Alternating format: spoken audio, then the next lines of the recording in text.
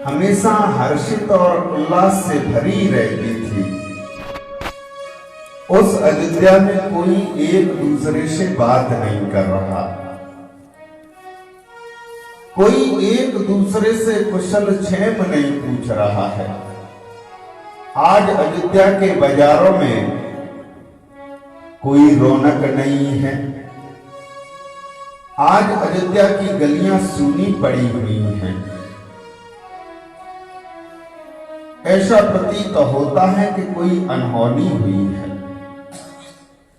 गोस्वामी जी महाराज कहते हैं कि आज भरत जी को खरसियार बोले प्रतिकूला, खरसियार बोले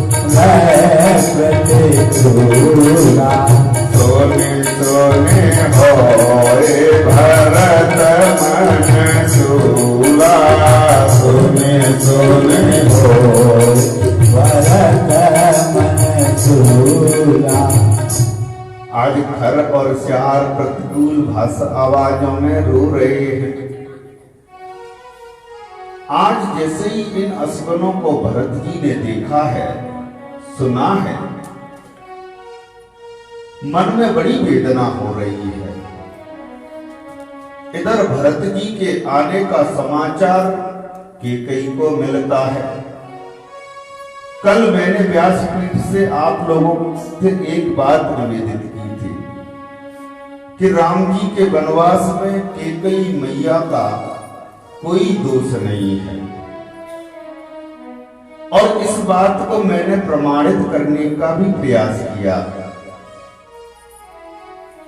और मैं आज फिर से कोई बात कह रहा हूं। मेरी कैकेयी मैया अभिनय करते करते अपने हृदय को इतना निष्ठुर बना लिया कि यहां पर सबसे बड़ी चूक हुई है, जो लोक मर्यादा के बिल्कुल विपरीत है।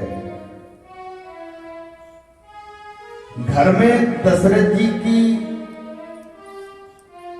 बॉडी रखी हुई है, और वो भी तेल की नाव में डूबी हुई है।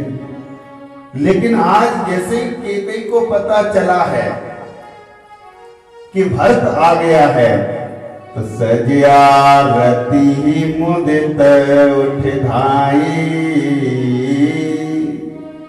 और द्वारे भेंट भवन ले आई। ये व्यवहार उसका लोक मर्यादा के विरुद्ध है।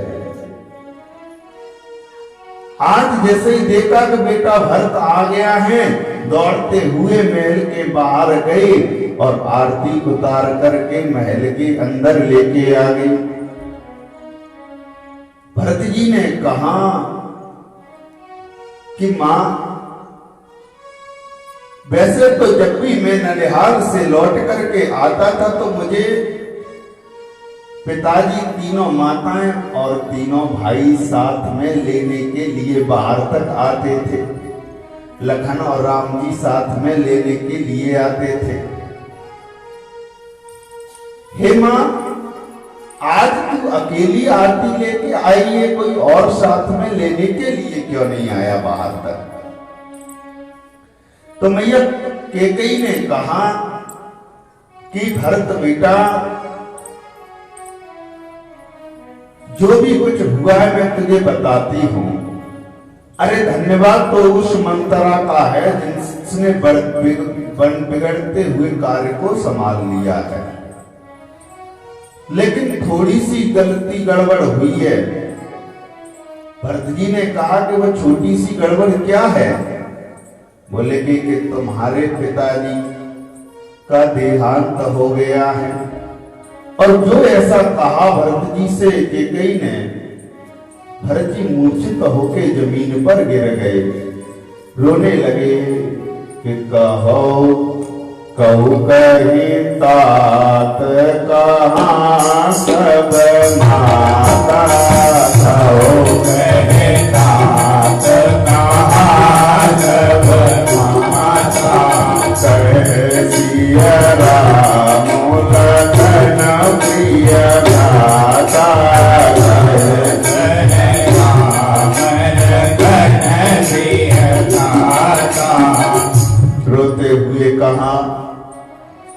हे मां, राम जी कहाँ हैं, पिताजी कहाँ हैं, सारी माताएं कहाँ हैं, लखन कहाँ है, जानकी मां कहाँ है। कैकेयी ने कहा कि राम तो, सीता और लखन तो वन को चले गए हैं।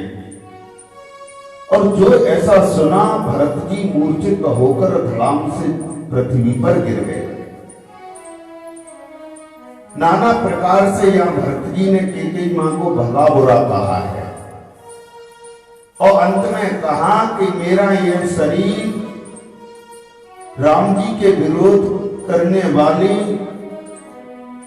दुष्टनी के हृदय से मेरा प्राकट्य हुआ है। रोते हुए आज भरत जी मैया कौशल्या की महल की तरफ चल देते हैं। और जैसे ही भरत जी मैया कौशल्या की महल की तरफ चले हैं, मैया कौशल्या मूर्छित अवस्था में जमीन पर पड़ी हुई है। और जिस दिन से राम जी, भरत जी, लखन जी और शत्रुघ्न जी का प्राकट्य हुआ है अयोध्या में, तब से मैया सुमित्रा मैया कौशल्या जी के महल में ही रहती है। और आज जैसे ही कौशल्या मैया को कई दिन हो गए हैं, जलपान कुछ भी ग्रहण नहीं किया, तो सुमित्रा मैया जल का गिलास भरकर के कहा कि दीदी, आज कई दिन हो गए तुमने जल तक ग्रहण नहीं किया है, थोड़ा सा बैठ जाओ और जल तो ग्रहण कर लो। कौशल्या मैया रोने लगी। कही, सुमित्रा, तू मुझे जल पीने के लिए कह रही है, शायद तुम भूल गए आज भोर के भूखे हुई हैं। मैं अपने राम को जब तक इन हाथों से नहला नहीं देती थी, खाना नहीं खिला देती थी, तब तक मैं जलपान ग्रहण नहीं करती थी।